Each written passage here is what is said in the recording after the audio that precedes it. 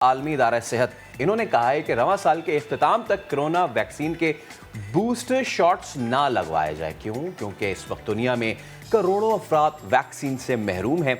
मुस्तहकम ममालिक के लिए तीसरी खुराक के बजाय अब गरीब ममालिक पर तवज्जो दी जाए। और जनाब ये एक पैगाम दिया गया है, तो क्या पाकिस्तान WHO की गाइडलाइंस पर अमल करेगा, ये एक सवाल है। और अगर वाकई बूस्टर शॉट्स ना लगाई गई तो बैरून मुल्क जाने वालों का क्या होगा। ये जो वो लोग कहते हैं ना कि हमने बाहर जाना है और हमने सारी तैयारी कर ली है, अब ये उनके लिए तशवीश की एक नई लहर पैदा हो गई है। मेरी तरफ देखते हुए क्यों बोल रहे हैं? क्योंकि आप कहते हैं मैंने बाहर जाना है घूमने फिरने, तो जिन्होंने बाहर जाना है अब वो उनके लिए थोड़ा सा मसला हो सकता है। इस तमाम सूरत हाल पर बात करने के लिए हमें ज्वाइन किया है पार्लिमानी सेक्रेटरी बराए सेहत नौशीन हामिद साहिबा ने। नौशीन साहिबा, बेहद शुक्रिया वक्त देने के लिए।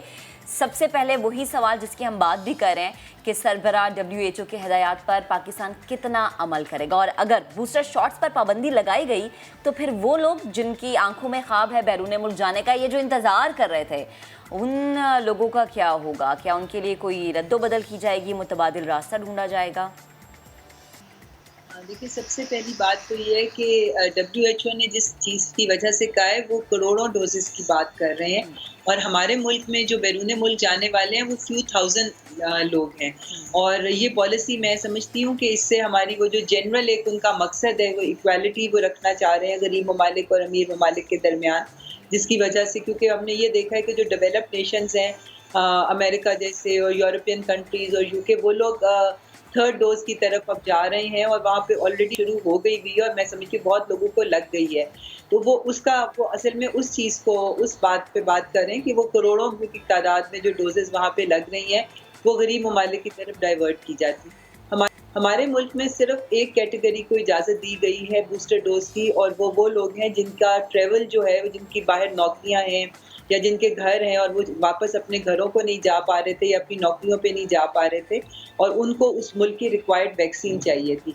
तो उस रिक्वायर्ड वैक्सीन की बूस्टर डोज उनको दी जा रही है और इसकी बहुत थोड़ी तादाद है, ये कुछ हज़ारों में लोग हैं। और इससे मैं समझती हूँ कि वो WHO की पॉलिसी का कोई ताल्लुक इससे नहीं है। अच्छा मैम, ये बताइए कि अब हमारे पास क्या स्टार्ट्स और फिगर्स हैं, बिकॉज हर हफ्ते हम आपको दावत देते हैं, मदऊ करते हैं अपने प्रोग्राम में, तो आप हर हफ्ते हमें अदाद शुमार बताती हैं। इस हफ्ते हमारे पास क्या अदाद शुमार हैं, कितनी पाकिस्तान की आबादी, किस सूबे में कितनी वैक्सीन लग गई, हम टारगेट के कितने करीब हैं या कितने दूर हैं?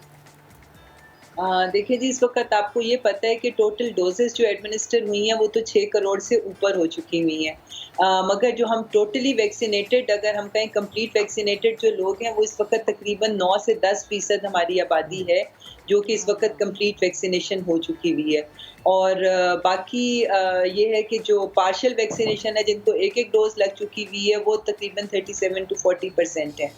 तो इसलिए मैं समझती हूँ कि हम लोग अपने टारगेट की तरफ तेज़ी से बढ़ रहे हैं। बल्कि दिसंबर 21 तक पहले हमारा टारगेट 7 करोड़ आवाम को वैक्सीनेट करने का था, जो कि अब वैक्सीनेशन की तादाद देख के, क्योंकि तकरीबन 14-15 लाख डेली जो है वो वैक्सीनेशंस हो रही हैं, और इसकी रोशनी में जो टारगेट है उसको रिवाइज़ किया गया और हमने 8 करोड़ अब अपना टारगेट कर दिया। तो मुझे उम्मीद है कि जिस तरह से अब ये वैक्सीनेशन ने स्पीड पकड़ी है, क्योंकि आपको याद होगा कि पहला 1 करोड़ अचीव करने में हमें 113 दिन लगे थे, और अब जो है वो 1 करोड़ तकरीबन 1 हफ्ते में हम अचीव कर लेते हैं। तो इसलिए इंशाल्लाह मैं समझती हूँ कि जो हम अपने टारगेट्स को अचीव करेंगे जी, बल्कि उससे पहले पहुँच। और ये मेरे ख्याल से जो हम बात करते हैं ना कि हमें पहले इतना वक्त लगा था, अब इतने कम वक्त में हमने ये चीज़ कवर कर ली है, इसमें हम ज़्यादा क्रेडिट आवाम को भी दें, क्योंकि आवाम ने जो है वो शुक्र अल्हम्दुलिल्लाह के बातों पे अमल दरामद करना शुरू किया है।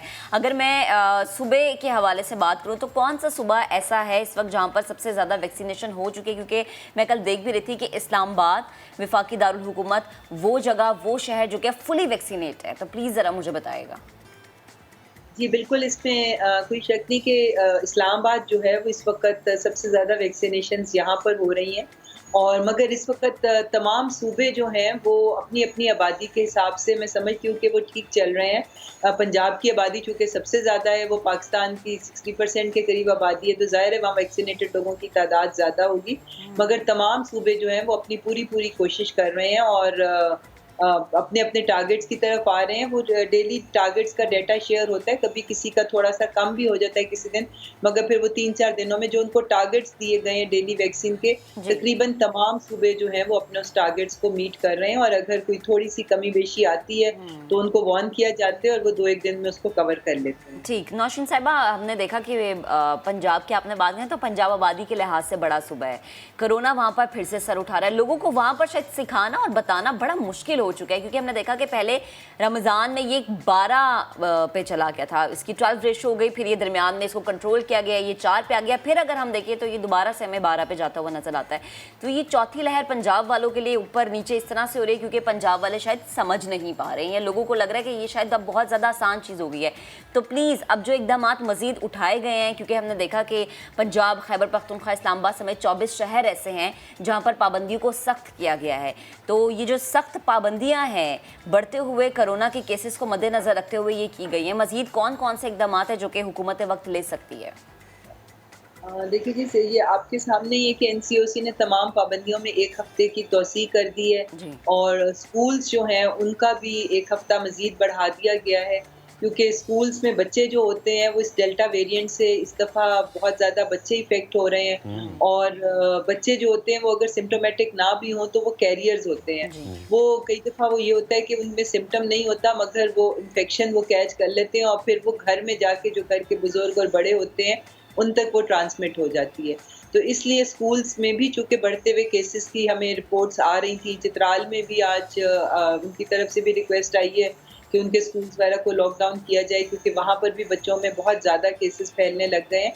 तो इसी तरह बाकी भी जो है पाबंदियाँ जो टाइमिंग्स कम किए गए हैं, इंडोर आउटडोर डाइनिंग के ऊपर पाबंदियाँ लगाई गई हैं।